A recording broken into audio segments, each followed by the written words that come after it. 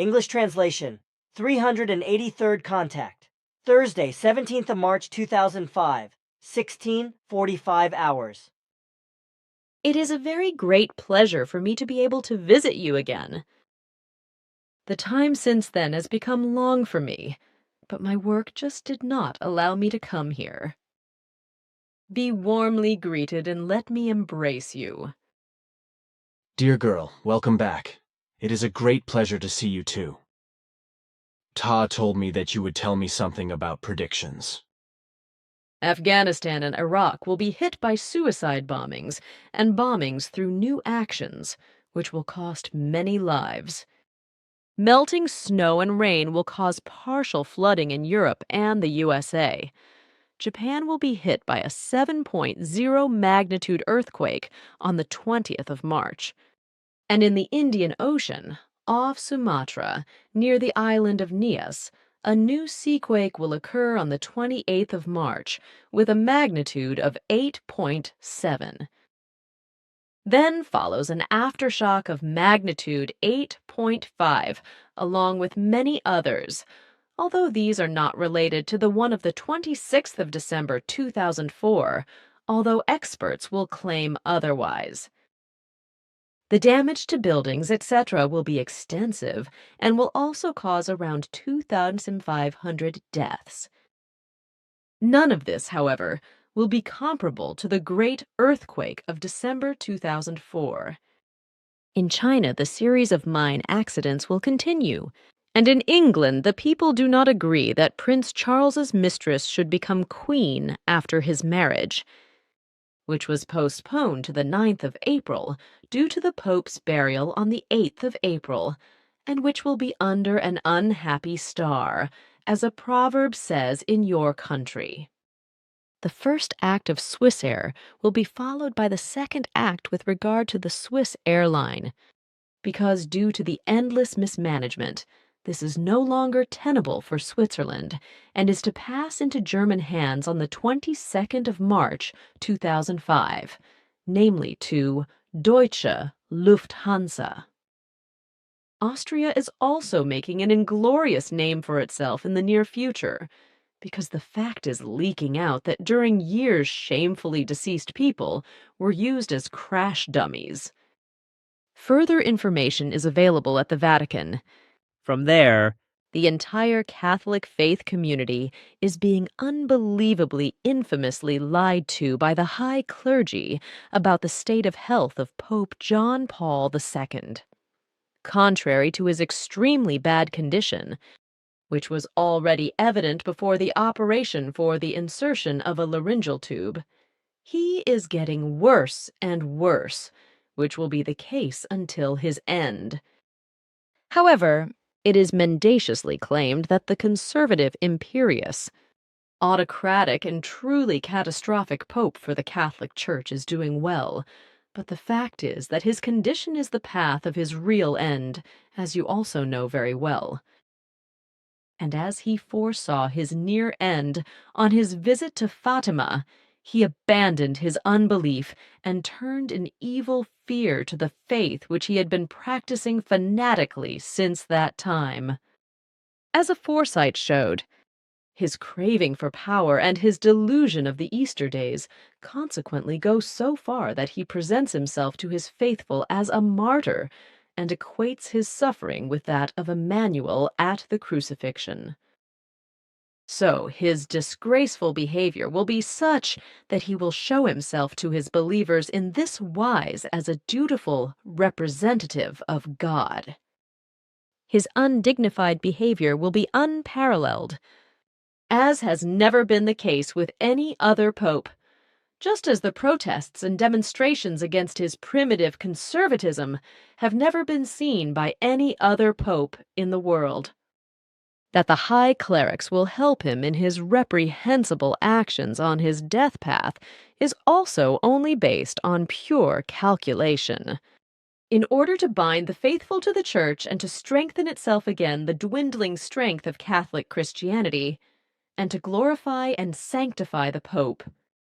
This and the high clergy will consciously, calculatingly, misleadingly and undignifiedly commit a tremendous, shameful act in order to consolidate Catholicism anew, worldwide, and to elevate the Pope to the throne of equality with Emmanuel, and to make him appear as a great, dignified, strong, and indomitable fighter for his office as the alleged representative of God.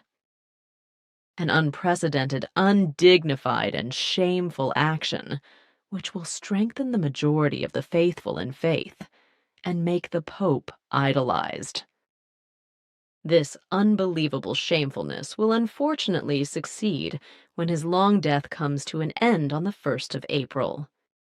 However, his death is being concealed for the time being because the Vatican powers want to demonstrate a supposedly divine will of mercy for the faithful in such a wise that God will deliver the Pope from his suffering and earthly existence on the day of divine mercy.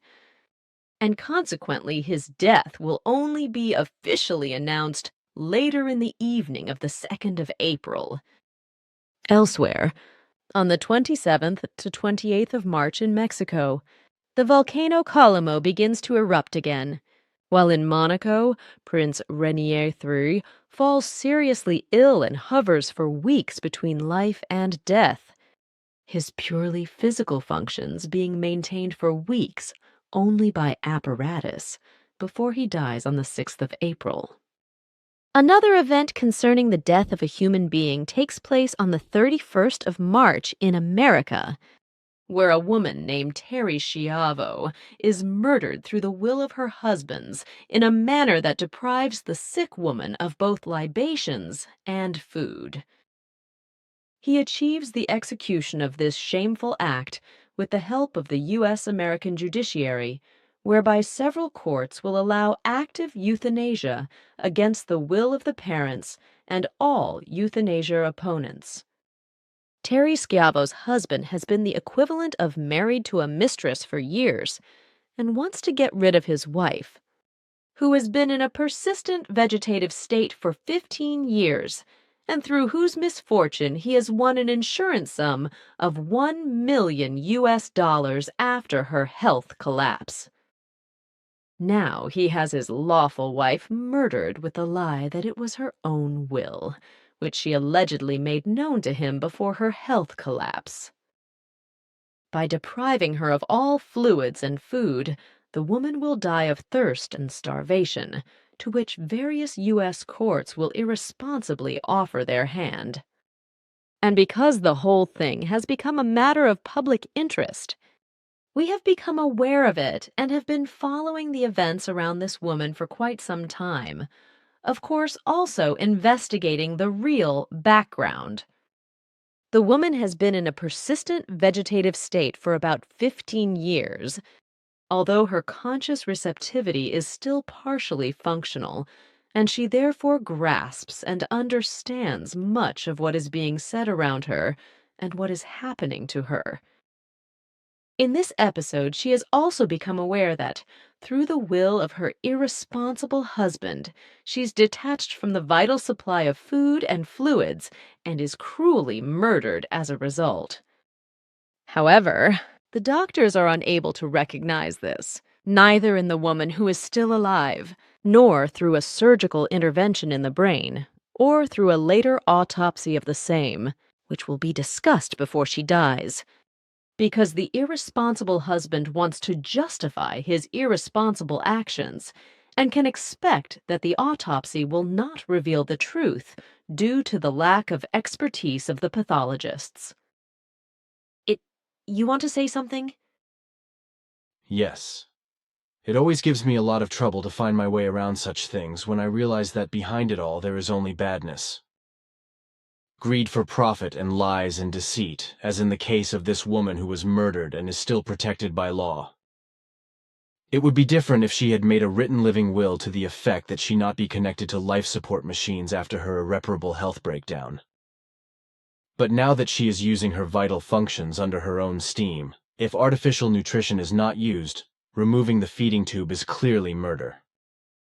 That is indeed the case. Then a word about the Pope. As I know from you, he has spent his life playing the conservative believer, thus deceiving the entire Catholicism. Now, you said that during his trip to Fatima he had already foreseen his end and was afraid of death. So he suddenly changed from disbelief to faith. So now he will die a believing Catholic. But what he has done in the world in terms of evil and disaster with his arch-conservatism, with which he has cheekily interfered in politics and in the intimate life of people and their families, thus creating enormous problems for the Catholic Church as well as for the faithful, is deliberately concealed. Nor was it ever mentioned that he, as a hitchhiking Paulie, wasted tens of millions of euros on his more than 100 journeys around the world, which had to be raised by the faithful. On the other hand, he is still being praised and glorified for all his mistakes and problems, which is already happening during his lifetime, and will even more so after his death. Even now there is already crazy talk about a Pope of the century with regard to his person, which will probably continue to roll on immeasurably when he has passed away. I can vividly imagine that for his burial, the city of Rome will be overflowing with Catholic believers and also people of other faiths, as well as state powers and sensation seekers from all over the world in several million-fold numbers. At least that is how I see things. Because everything points to this when I look at the whole personality cult that is being made around this disaster pope, as you called him. Vividly, I see a film running before me which shows such a scenario. A personality cult scenario as it has never happened before in the earthly history of humankind. It will be proved by the fact that the human beings of the earth, whether religiously faithful or not, are dependent on herd leaders and are absolutely unable to shape and lead their lives in their own responsibility, but need herd bosses who are responsible for them. And the faithful who are attached to the Pope, as well as all other believers of other religious and sectarian denominations, are dependent on the religious bigwigs to hold a dialogue with an alleged God on their behalf, and to dictate to them the behavior and laws, etc., that are allegedly transmitted to them by him. As a result, humans prove to themselves that they are not able to stand on their own 2 feet, that they cannot shape their lives according to their own discretion and values, and that they cannot bear their own responsibility. In truth, there are only a few people who recognize and are able to bear the responsibility for their life, as well as for their thoughts, feelings, and actions from within themselves. But these human beings are not religious or sectarian believers, but have progressed so far in their evolution that they seek and find the truth where it really is to be found. These humans are the ones who fathom all things within themselves as well as outside in the environment, gain knowledge and understanding, acquire true knowledge as well as true love within themselves, gain experience, really grasp everything in experience, and gain the essence of what is called wisdom from this. These are the human beings who do not need a herd leader, but who bear full responsibility for the whole life, for the thoughts and feelings, for the state of mind and consciousness, as well as for the virtues, character, personality, and all actions. They do not need a herd leader or leader for whom they must make a cult of personality and worship him or her. For in truth, they are themselves in every respect and need only themselves to progress and evolve in life. And if they need any realistic and therefore realistic teachings, then they turn to an authoritative teacher. A teacher through whom they are taught in all conceivable and necessary matters without becoming dependent or believing. These humans are aware of themselves as well as of their autonomy, responsibility, and the power which is inherent in them over themselves, and which no political, sectarian, or religious herd leader and bellwether, etc., can give them. With regard to the things around Pope John Paul II, you mentioned the right facts as well as with regard to the whole thing that will happen after his death. What is still to be considered are the old prophecies concerning the possible events that are announced for the time after the death of the second last pope of the old pontifical series. If there is no worldwide change in politics and in the human beings and in the economy in general, which then the prophetic statements begin to come true. Unfortunately, It does not yet look as if everything will change for the better. Because the whole march of the worldwide powers of state to the Pope's funeral is as dishonest as the whole politics is a dishonest machination. The powers of state and religion, etc., who are gathering in Rome for the papal funeral, want to maintain with their presence only the appearance of participation, consternation, and solidarity, while their actions, however, correspond only to a shameless and contemptible hypocrisy. After their return to their home countries, they will continue in the old style in their state and peace-damaging, as well as citizen-suppressing manner, mismanaging and indebted states without borders. Some of them are not only sectarian hypocrites, but also criminals and felons who oppress or exploit their peoples, while others condone murder by death sentences in their own state and carry terror. War, destruction, and annihilation to foreign countries by sending out their secret services and military and making them appear murderous. More does not need to be explained. So I saw everything right. But tell me, it has been a long time since you have been around. Have you been that busy? I was only able to come here because I am representing Ta tonight regarding the correction work. Regarding your request through Florina, Ptah lets you know that next Thursday, the correction work can be left out without hesitation. In addition, we are all away for some time, which means that the next correction work can be resumed on April 14th at the earliest. It may take longer, but we will keep you informed. Ptah explained that you are working very quickly and are creating the contact report blocks very quickly, with Bernadette handling the very large amount of work with flying colors. I would like to greet her warmly, and please let her know that today I am in charge of checking the correction of the contact reports. We are at the 8th block. But if I may ask you, do you have any other future things to explain? There are still some things to be mentioned. Even during the time of the death of Prince Rainier III of Monaco, his son-in-law, the Calamity Prince or Guelph Prince Ernst August of Hanover, married to his daughter Caroline, will have to be hospitalized with a dangerous pancreatic disease. On the 10th of April, there is a new seaquake off Sumatra with a magnitude of 6.8, after which on the 11th of April, the volcano Taleng begins to erupt, which will be directly related to the seaquakes off Sumatra. Another seaquake of magnitude 6.4 follows on the 14th of April. The series of seaquakes and earthquakes will continue for many years to come in the entire Indian Ocean region, because there is a huge underground change that will bring about great changes. There will also be a new earthquake in Japan on the 11th of April, followed by a seaquake of magnitude 6.6 on the 12th of April in the Loyalty Islands.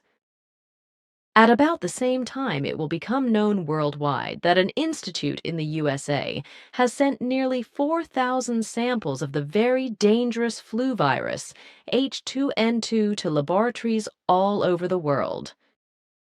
This virus caused a pandemic in the 50s of the last century and cost 4 million lives.